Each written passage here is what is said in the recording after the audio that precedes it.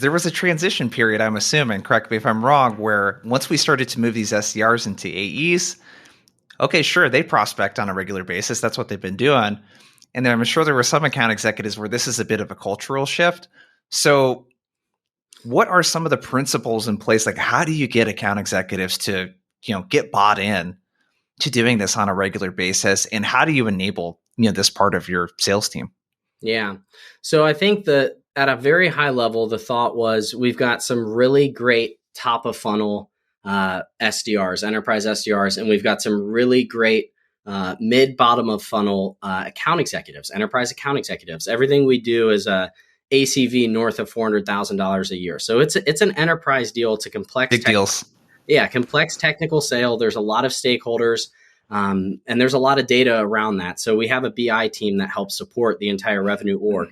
But at a high level, right, we chose to attack it from both sides. And we said we would meet in the middle. So one of my colleagues, another director at Path, he started putting together a series coaching the SDRs on how to do mid funnel and end of funnel. And I was a part of those.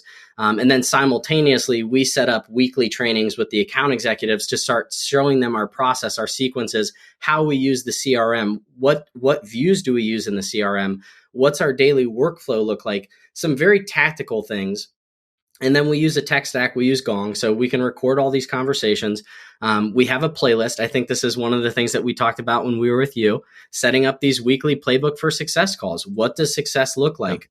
And going through those and being inclusive of the entire team. So giving the account executive some vulnerability around it's okay, it's not going to feel natural. And I think one of the things I noticed right off the bat is it's harder, I think, for an account executive to jump into a cold call, right, and not want to go deep. They're so used to getting into discovery mode.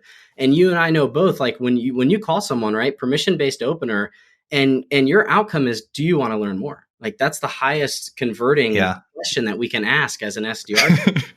Is this relevant at all? And you don't ask for the meeting, but you ask, do you want to learn more? The outcome is similar, right? You still get that meeting. But I think I noticed that it was harder. And this just is about life. I think it's easier to make things complex than it is to go the reverse, to take something complex and make it simple. Yeah.